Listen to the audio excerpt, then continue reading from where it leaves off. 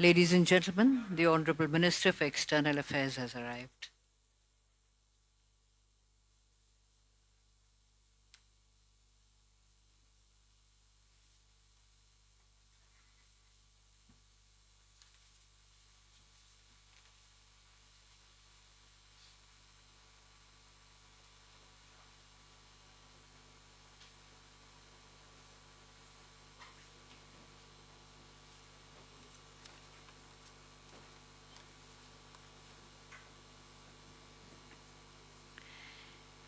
Good afternoon, ladies and gentlemen, and welcome to our special session. We are honored to have with us Dr. S. Jayashankar, Honorable Minister for External Affairs, Government of India. We also have with us on the dais Dr. Vinay Sahasrabuddhe, President ICCR, Shri Kumar Tuhin, Director General ICCR. I request Dr. Vinay Sahasrabuddhe to kindly extend a floral welcome to Dr. S. Jayashankar.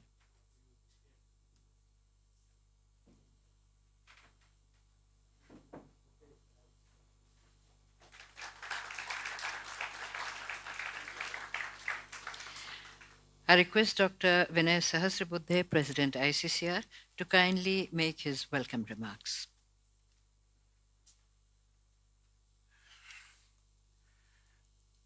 Honorable Minister for External Affairs, Dr. S. Jayashankar, our DG Kumar Tuhin, and academics who have come from as many as 39 countries, and also academics from India.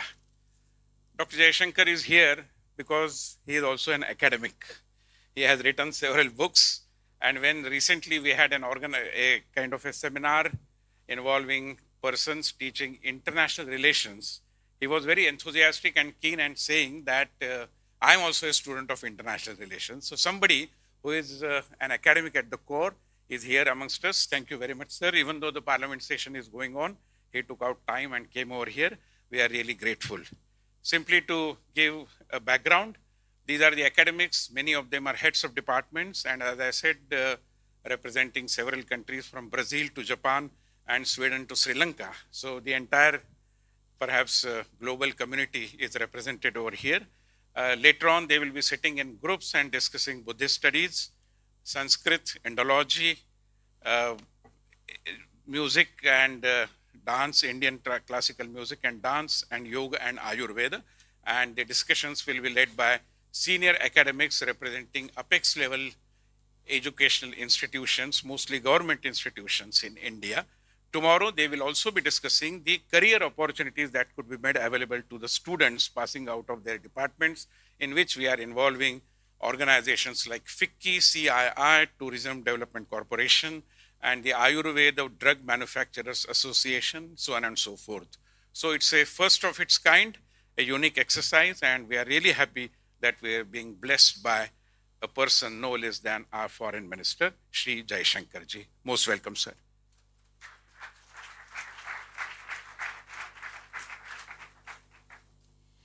India, that is Bharat, is an ancient and mother civilization with the unique philosophy of Vasudhaiva Kutumbakam, which was a part of the G20 motto during India's presidency of G20. I request Dr. S. Jayashankar, Honorable Minister for External Affairs, Government of India, to kindly speak on the subject of building a Bharat narrative. Dr. S. Jayashankar.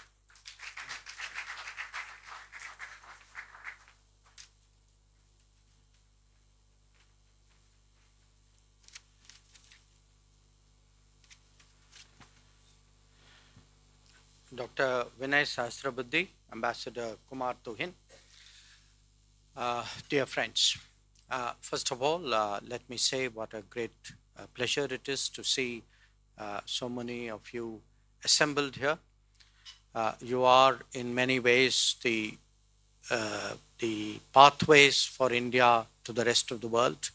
You are really living bridges in that sense.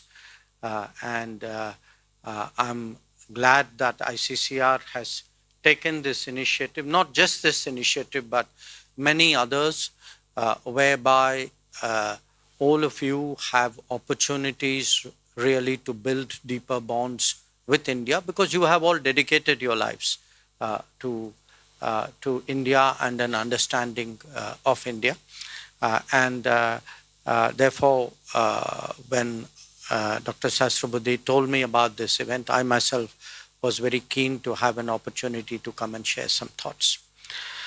Now, the subject which I thought would be appropriate at this time is building a Bharat narrative, because in many ways that is exactly what is happening in India. Now, what does it mean, building a Bharat narrative? People sometimes see it as politics. Sometimes they look at the word play and think that this is some kind of linguistic message. But if you look at really the term Bharat, and I'm not getting into the origins of the word or the history of the concept, it today actually has multiple symbolisms in different domains. Economically, I would say, or economics-wise, we would speak about a Atmanirbhar Bharat. So it has a connotation of a certain resilience, a certain self-sufficiency, a contribution, a talent out there, which is expressing itself. Developmentally today, when we speak about Bharat, it also implies a commitment about creating an inclusive, just, fair society where no one is left behind. And that is actually, in many ways, the true test of development. Politically, Bharat is a statement of independence. It is a declaration that as India engages the world, it doesn't have to be done necessarily in terms set by others or in frameworks determined by others. That our objective in that engagement is in many ways to actually let our own personality and our own, I would say, innate qualities come out. So it is in ways, I would say, an expression of the persona of a society. And then there is, of course, the cultural domain. When we speak about Bharat, we could be speaking about our languages, our traditions, our heritage, our practices.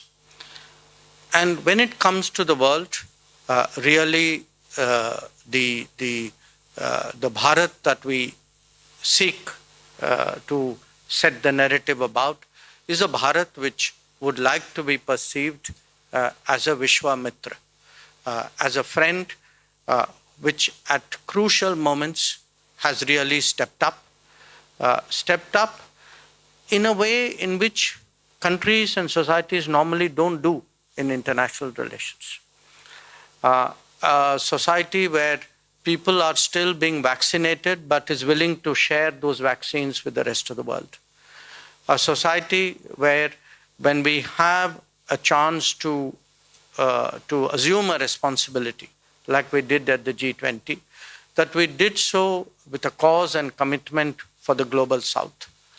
And actually, in many ways, as we showed again during G20, a culture that is able to harmonize, that at a time when the world is so deeply divided, where very frankly not everybody expected us to succeed in our G20 presidency, we were able to find a bridge both between the East and the West and between the North and the South. Now, when we speak about Bharat today, it is also in many ways linked to, I would say, a change in the way in which we look ahead. Typically, governments look at the term that awaits them. So the thinking of a government runs from an election to an election. And in that country, at best, that is a 5-year plan that you can have. today we are talking about an Amrit Kal, a 25-year vision where we actually think that we would see a remarkable transformation in our country. And we will be able to, in many ways, address a lot of historical problems while establishing our place in the international order. So, when I lay out that kind of meaning of Bharat before you and all that it implies in terms of India's interactions with the world, you would ask yourself how it would impact on your own lives and on your own professions, on your own specializations. Here I would make three comments. One, that clearly as India becomes more relevant and more important and more central to global developments and global thinking, the value of Indology will commensurately grow. So when we look at an Amrit Kal for India, I also look at an Amrit Kal for Indology. And I can say with a fair amount of confidence that everything that you have been doing will actually have a greater and greater value in the coming years. The second is actually this challenge today of interpreting and explaining and connecting with this changing India. Because my own experiences, so many things have actually transformed in the last decade. And there is a lag where the world is concerned about understanding it. And a lot of that lag is because the interpreters of India to the world are actually people who do not know necessarily India very well. Very few of them probably speak any Indian language. Their circle of contacts is probably much narrower than yours. They probably have lived here in a very, not in as intense a way as those of you who have devoted your lives to the study of India have done. So one of our challenges has been that how does one communicate to the world what is happening in India, this can be a misreading of something as practical as an election result, or perhaps something much deeper about actually what are the social forces at work in India, or even an understanding of the debates in India. That sometimes when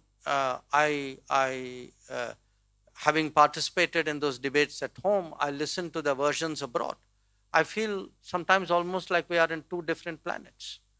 So how does one get the understanding of this evolving India, of this changing India, of a society that has democratized so deeply today, that a lot of its leadership and its thought processes are actually being driven by people and by forces which are so deeply Indian, which are so grounded, which are so rooted in India.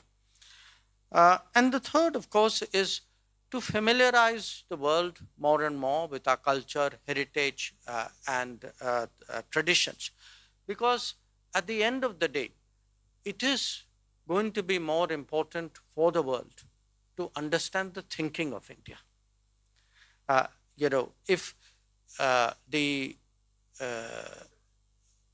If we have a situation where other parts of the world are trying to force fit India into their constructs, then it is going to be difficult for them to really grasp what is happening in our country. And let me give you a few examples. We often speak about democracy. We should have politics with values and beliefs, and say democracies must come together. Now, many of you know Indian history as well as we do, perhaps some of you even better. And you're all aware how deep the consultative culture has been in Indian society. And also how widespread is the sense of pluralism. That this is a society which has never ever imposed uniformity on the people who populate it, which has in fact never even seen uniformity as a virtue. That intrinsically, innately, we have always actually seen in diversity multiple expressions of a certain unity. And today, therefore, when we have these debates about democracy, and sometimes, as part of the political narrative, there is always this game, who is a better democracy, where is democracy doing better, where is it not? People give marks, certificates, report cards on this. Now, this is a culture where actually that pluralism and that tradition of consultation and confabulation has been going on for thousands of years.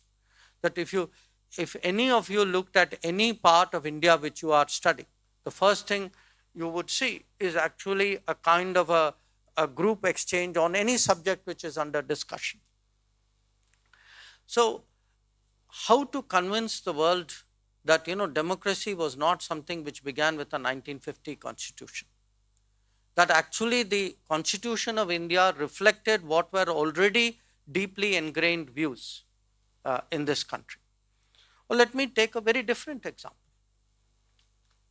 Well-being, personal well-being, and lifestyle. Now, there is a lot of concern today in the world about the state of the planet, and rightly so. That the manner in which humankind has treated nature, especially over the last few hundred years, is clearly having a very visibly damaging impact on the well-being of the planet. Now, the Indian way, the natural Indian way, when confronted with such a challenge, is actually to see whether lifestyles can adjust to lessen the impact on the well-being of the planet. So, the debates in India on how to take climate action, how to improve environment, how to protect the planet, tend to be also inclusive of the idea that our lifestyles need to change. Similarly, when it comes to even our well-being, I mean, I think you have a session with Ayush, no? So, there are traditions and knowledge over thousands of years. And if after all those traditions and knowledge have passed on for thousands of years, there must be a lot out there which multiple generations would have valued and nurtured. Now, we are today the host to a global WHO Global Center on Traditional Medicine. So, I mentioned this to you because often, these are seen as some kind of idiosyncrasy or a foible of a people, of a culture, or of a certain group. These are part actually of a broader knowledge reservoir, actually of humankind. And it is only those who have a certain emotional investment in India and in India's knowledge and in India's thinking, who will be able to grasp it and who will be able to communicate it to others. Dr. Sahasrabuddhe mentioned an event which we just had a few days ago in Pune. Let me say a few words about that because it may be of interest to some of you. The event was essentially focused on why is it that we, the students of international relations and diplomacy, study the world really through completely Western constructs. I'm not saying that there is anything wrong with Western constructs, but I would say in a planet which has so many cultures, to view all cultures through the lens of one culture would at the very least be doing injustice to the other cultures, but would probably, even for the culture which is viewing it, would actually create lack of understanding. So if one looks, in fact, because it is international relations has been so monocultural, you actually have a widespread belief that many other societies do not have traditions of statecraft. Now think about it. This is a society which, let us say, is 5,000 years old. How can you have 5,000 years of human existence divided into states of various kinds who have come together and competed with each other and not have statecraft? I mean, in a way, it defies logic. And yet it is an assumption that is widely propagated, saying, there's no strategic culture in India, strategic thinking is very limited. So what often happens is that lack of knowledge leads to very sweeping generalized theories where, because I don't know you, it's my belief you don't have it. So these are some of the challenges that we need to correct. Again, I say this to you primarily because my own educational line is international relations. Even as one looks at an issue like ethics, ethics and politics, the Western world has its own developed debate on this subject. But it is a debate which is very much set in a certain value framework. That is not necessarily the framework which would be prevalent in other societies. Certainly, I can say not in India. So, in India, still there would be a premium put on ethics, and stark realpolitik will not necessarily gain admiration. I mean, there may be you can have a certain norm and value, and there may be occasions for exceptions, but you would rarely find an Indian who would say the exception should be the rule. So, in 365 days, let us do realpolitik for 364 and do ethics for 1 day in a year. It would be the opposite. So, I mention this to you because whether it is knowledge, whether it is learning, whether it is practice, whether it is in fact our daily life, I think every culture sets its own practices and traditions into motion. And if we are actually looking at a more connected world, at a more diverse world, to me, this communication between cultures is today of great value. I again return to the example of the G20. The G20 were the 20 largest economies of the world in the year 2008. So when you say, this is you can say right now, the most important global grouping, economically, yes, that would be so. Perhaps politically also, because a lot of politics flows from economics. But while we've had economic rebalancing and there is a political rebalancing going on, it is also important that there is a cultural rebalancing. That how do the big cultures or the main cultures of the world actually communicate with each other? How do they among themselves have the conversations so that the world will not be multipolar if the world is monocultural? That until, when we speak about democracy, we may have democracy within a society, but there has to be a democracy among societies as well.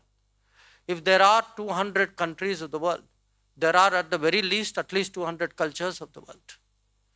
And how do we give value and respect to all of them? I think that in many ways is the big question facing the world today.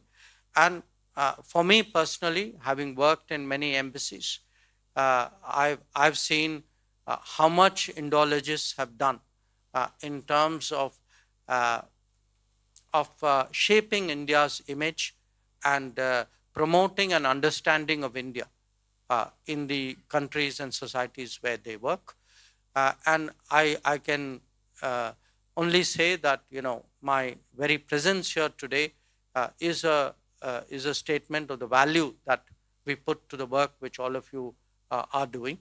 And as frankly, as India grows, as we ascend, you can say, the hierarchy of international relations, I see more and more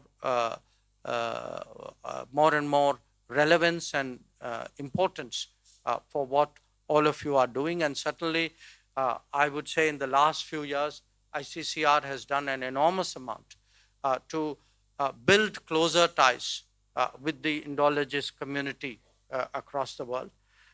And I would certainly be very supportive of any initiative to deepen those ties, to find ways, because we were again at the Vishwa Hindi Sammelan in Fiji.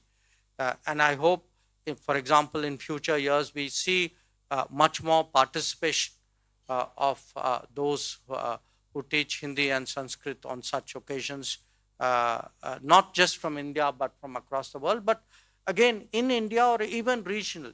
I think it would be useful for us, just as we have ambassadors, we among our ambassadors, we do an annual meeting of ambassadors, but we also have regional meeting of ambassadors. So I would say that such gatherings, partly motivational, but also partly so that people, there's a continuous rub between people who are in policy positions, people who have a genuine commitment to promoting Indology in the world, with those who are actually taking on that responsibility.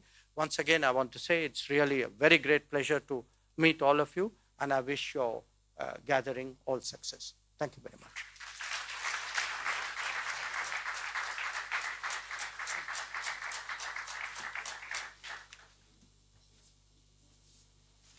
Ladies and gentlemen, we will have a small interactive session with the Honorable Minister. If you have any questions, kindly introduce yourself and then ask them.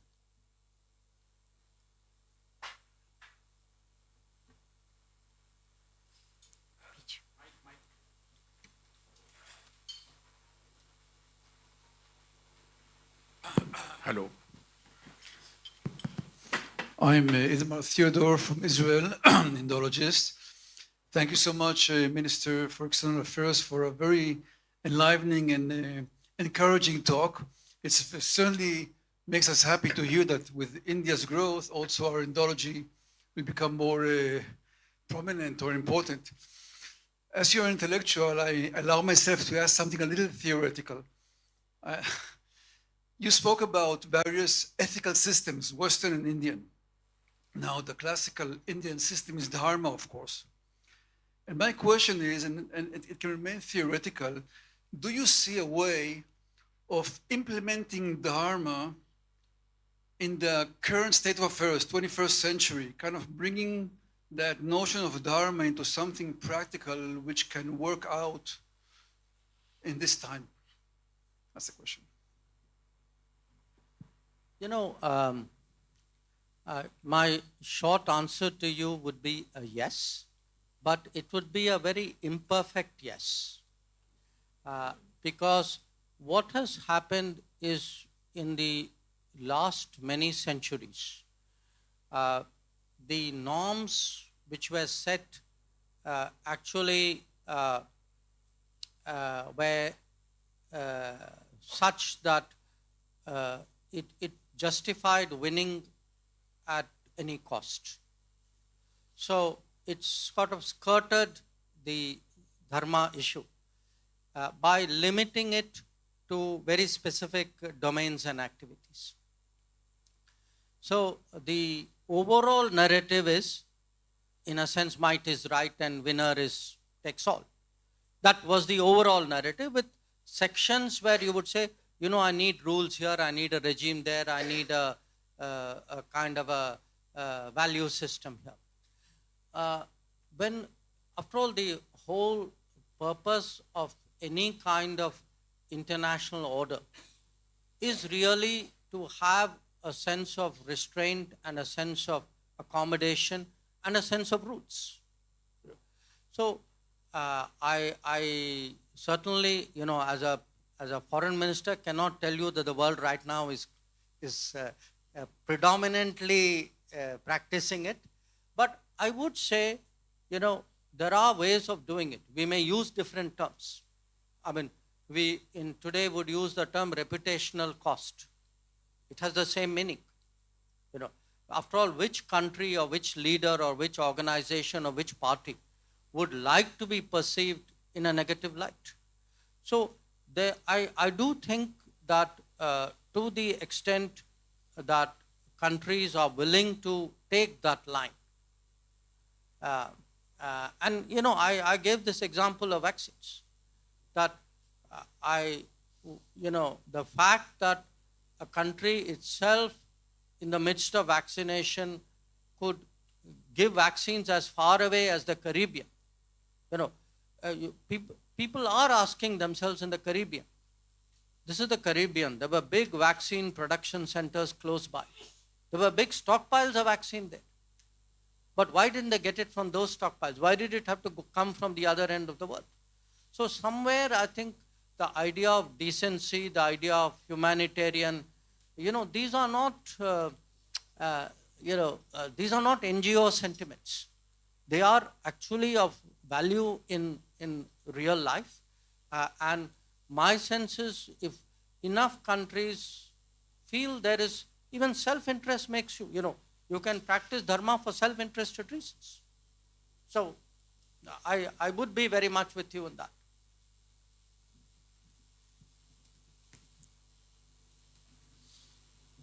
Thanks a lot. Hans-Werner Wessler from Uppsala in Sweden. I'm an Indologist myself. Thanks for your kind words.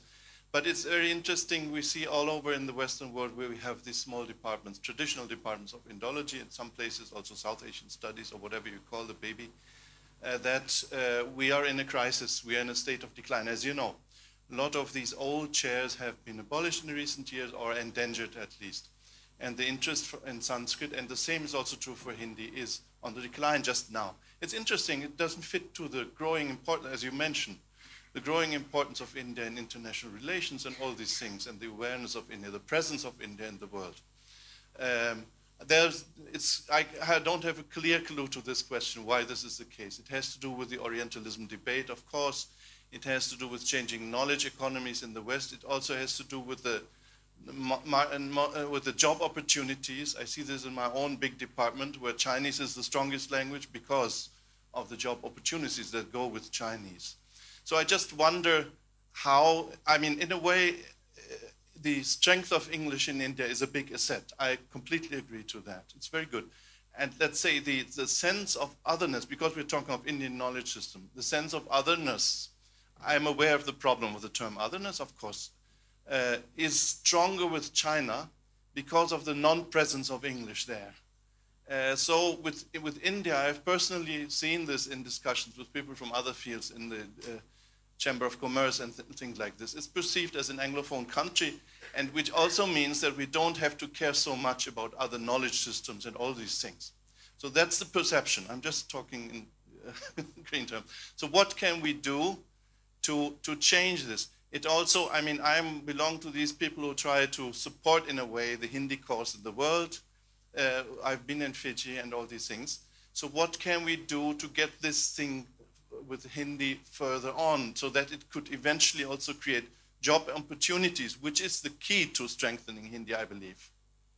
No, I absolutely uh, share the concern you have expressed. Uh, and like you, I don't have a ready answer. I would say uh, uh, that the answer is somewhere in the job opportunity space. I also agree with you that in many ways, and it's ironical that I'm saying it in English to you, that English has been a mixed blessing because what has happened is for a large part of the world, the unspoken assumption is I really don't need to invest in understanding India because the Indians will make that effort to come and talk to me anyway.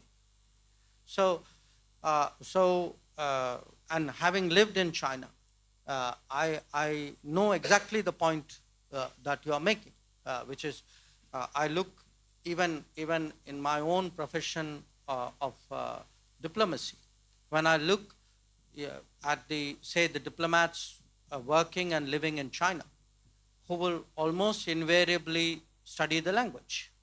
Whereas it's very rare to meet a diplomat working in India who will know any Indian language because the belief is I can figure it out in English.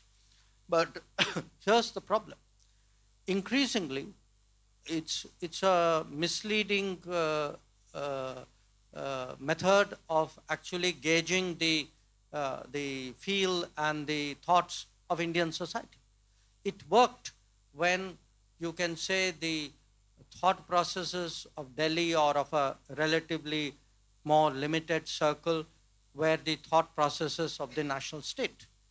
But as you see, today, much more diverse, in-depth sort of representation. I'm now talking at the political level.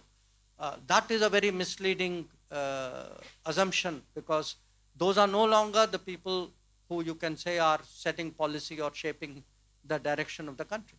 So I would imagine at some stage there would be a desire to understand better what is happening in India, and my hope is that it would lead other countries, other societies to make that investment. But I would say, as people who are in charge at this end, we do need to not wait for them to do that, but really relook at how a lot of the support which has been given, but which has been having its ups and downs. How do we do it better? I think it is a very, very valid point.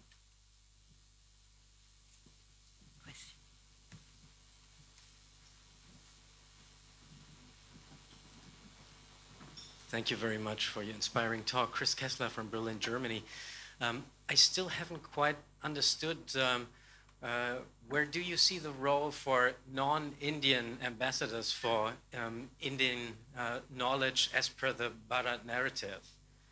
This remains somewhat unclear to me. I sort of can guess it, but I still like to have a few more words from you. No, I didn't fully understand your question, meaning where do I see the role for? Well, in this room, there's a lot of non-Indian ambassadors for Indian culture. From Europe, from South America, from Africa. And where do you see us as being non-native Indian? What is our role? Where do you see our role, within this, what you call Bharat narrative? I would say, in a sense, you would be intuitive appreciators of the narrative. I mean, the narrative may not have been presented to you as a clear construct in whichever field we are talking about. But let us say the difference between you, sir, and somebody else who may be interested in India but doesn't have that knowledge or understanding or insight of India would be that you would be much quicker to grasp what is happening and appreciate, the thought processes behind it. Whereas, as I go back to what your other colleague asked, whereas someone who, let us say, studies India exclusively through a generalized medium, could be, newspapers, briefing books, social media, they would have a much different understanding. So I would say that the value of people who really have invested in understanding the depths of Indian society is obviously very much more. And so, because this debate will actually grow in the next 25 years. It's a debate which is primarily ours within India. We are today actually debating what is our aggregate cumulative response to the last many centuries of our own history. And now how do we go forward? But only those who have some sense of our own debates and some sense of our own, the forces at work, and what are the, what is the argumentation with them, will have a grasp of it. So you would have an accuracy which I suspect many others will not have. Thank you, sir. I'm sorry, we'll have to conclude because that was the last question, and the Honorable Minister has a very hectic schedule. We are just very honored that he took time out for us and shared his invaluable views with us. Thank you very much, sir.